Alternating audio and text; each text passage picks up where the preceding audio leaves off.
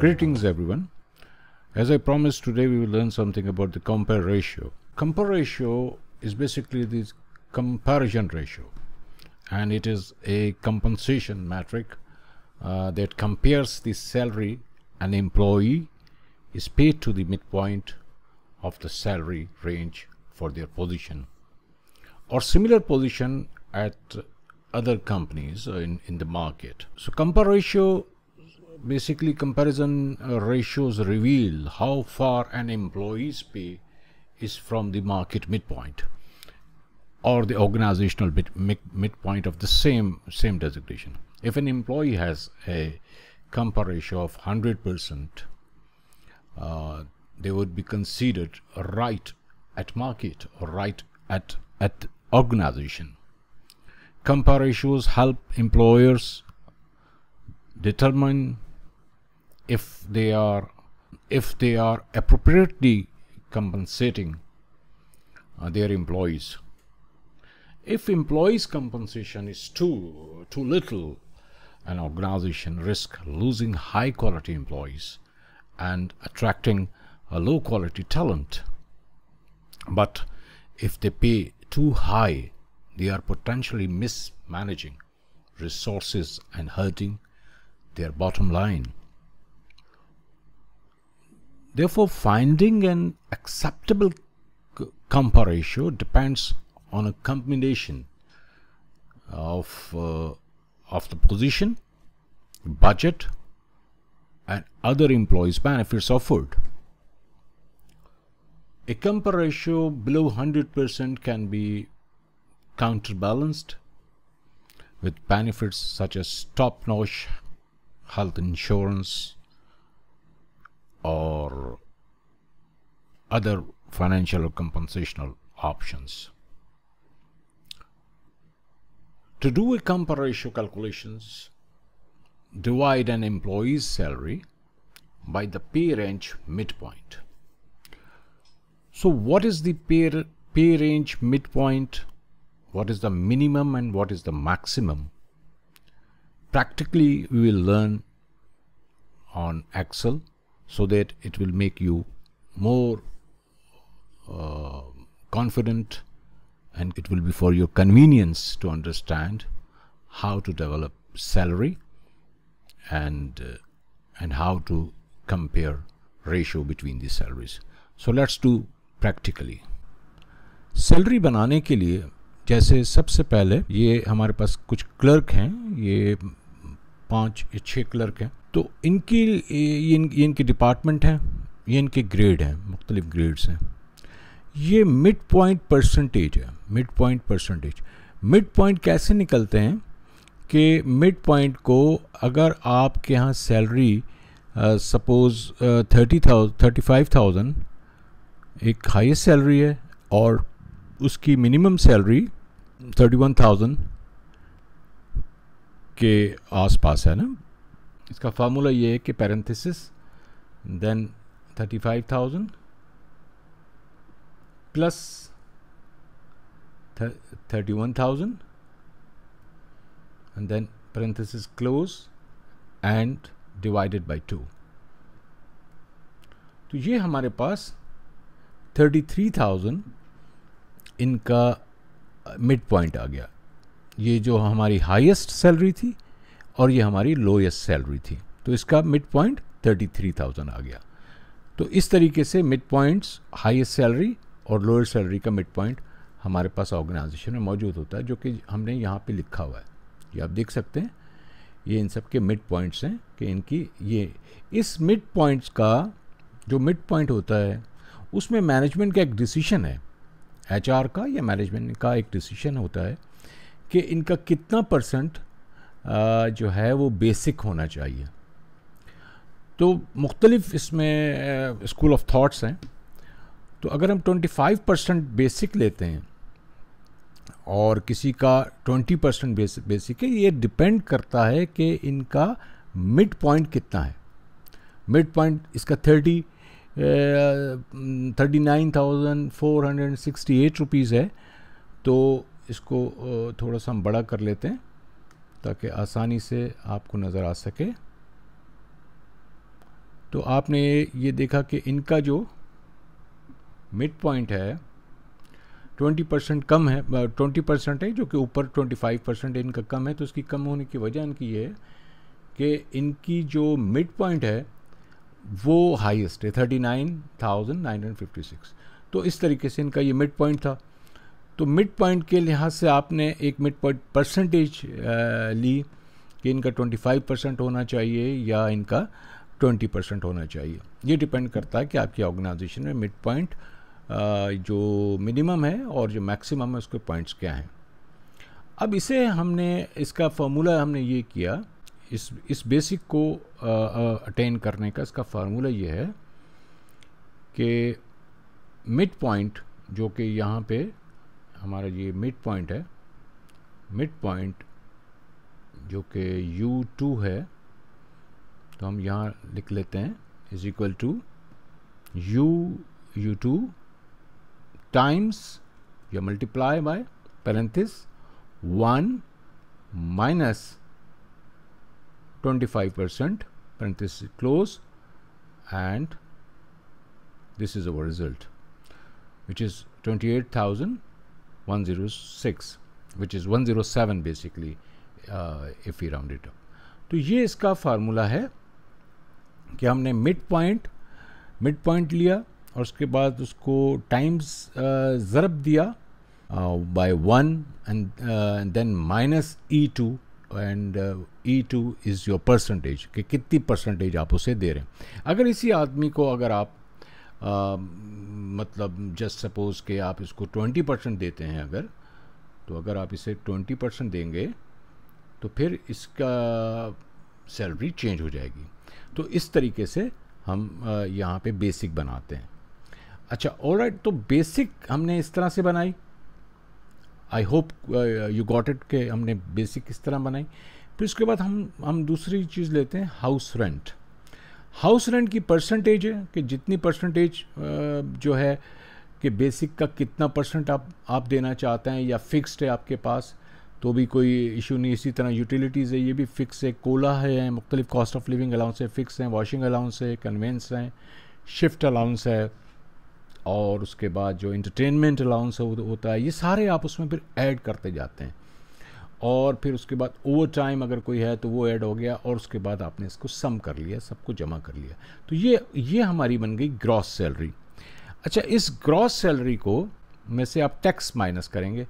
तो टैक्स को माइनस करने का तरीका ये है कि मिसाल के तौर पे आपके ऊपर टैक्स है 1.5% हुकूमत ने लगाया मंथ का, एक महीने का, अगर क्योंकि वो एनुअल टैक्स होता है, लेकिन अगर हम उसे डिवाइड कर दें ऑन 12 तो 1.5% फॉर सपोज टैक्स हुआ, तो that is minus 1.5 minus from your O2 which is your gross. तो ये इसमें से माइनस हुआ।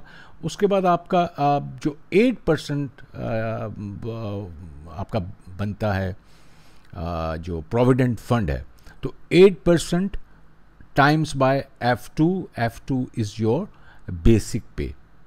तो आपकी बेसिक का 8% जो है वो यहाँ पे माइनस हो गया, तो ये प्रोविडेंट फंड हो गया। ये भी आपके पास आ गया कि ये इनकी जो ग्रॉस सैलरी है उसमें से माइनस हो रहे हैं। उसके बाद डिडक्शन है, कोई डिडक्शन, कोई अटेंडेंस की डिडक्शन है, कोई और इशू है जिसकी वजह से इन पे फ़ाइन है, तो ये वो जो भी अगर है तो ठीक है, अगर नहीं है तो आप यहाँ ज़ीरो लिख दें, अगर है तो वो लगा देंगे। तो इस तरह इनकी जो नेट सैलरी है वो 38,000 के बजाय 35,188 रुपीज़ बनेगी, 35,188 rupees. So this is the payable salary.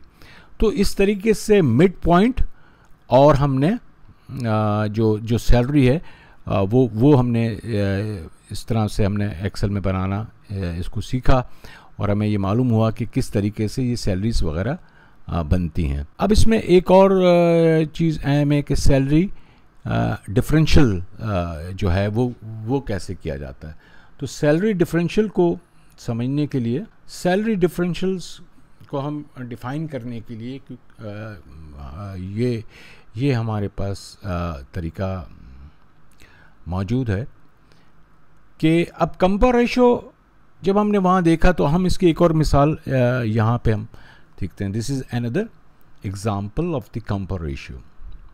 Suppose you have 18 a different officer in your organization, or suppose you are working in the university, so you have 10 lecturer and 8 assistant professors. So suppose you have 8 assistant professors and 10 lecturers, and their total salary of the 10 lecturer is about 480,800 rupees. 10 आदमियों की 10 lecturer की salary है 4,80,800. इसी तरीके से जो 8 आपके पास assistant professors हैं उनकी सैलरी है 404,300 रुपीज़, विच मीन्स दैट 4,04,300 रुपये. तो ये इनकी सैलरी, ये 8 लोग हैं, ये 10 लोग हैं, तो ये इनकी सैलरी है. अब हमें सैलरी डिफरेंशियल भी निकालना है, मिनिमम भी निकालना है, मिड पॉइंट भी निकालना है, सारी चीज़ें निकालनी. तो इसे समझने के लिए बहुत आसान तरीका ये है कि आपने सबसे पहले तो जो इसका मिनिमम ले लिया. मिनिमम क्या है? इनका E10, और ये जो मिनिमम है इनका, जो यहाँ पे हमारे पास जो सैलरी है इनका लेक्चरर्स का, तो ये 50,000 से लेके अगर हम इसको देखें तो ये इनका मिनिमम है. इसे आप चेक कर सकते हैं कि ये इनका मिनिमम है, ये इनकी मिनिमम सैलरी है. इनका मिनिमम जब हमने चेक किया तो ये आया कि 35,800 ये साहब हैं जो ले रहे हैं. उसके बाद हमने इसको मैक्सिमम चेक किया, तो मैक्सिमम भी हमारा जो है वो आया 57,500 रुपीज़, जो कि ये एक साहब ले रहे हैं. तो ये हमें मिनिमम मिल गया, मैक्सिमम मिल गया. अब मिनिमम और मैक्सिमम को हमने सम किया और इन दोनों को हमने प्लस किया, और प्लस करने मिनिमम को प्लस किया मैक्सिमम से 35,800 प्लस जो है 57,500 रुपीज़, इन दोनों को प्लस किया एंड देन डिवाइडेड बाय 2. तो हमारे पास मिड पॉइंट सैलरी इनकी आ गई 46,650. Okay, and then come to the assistant professors. इनका कम से कम सैलरी है 45,300 रुपीज़, जो कि आपको यहाँ नज़र आ रही है, और मैक्सिमम है 79,000 रुपीज़, जो आपको यहाँ नंबर 2 पे नज़र आ रही है. तो ये हमने इनका मैक्सिमम और मिनिमम लिया. तो जब हमने इन दोनों को अगेन वही फार्मूला के जो minimum plus maximum and divided by 2 ये किया, तो हमारे पास इनका मिड पॉइंट आ गया 62,150 रुपीज़. अच्छा, अब हमने सैलरी डिफरेंशियल्स को मालूम करना है.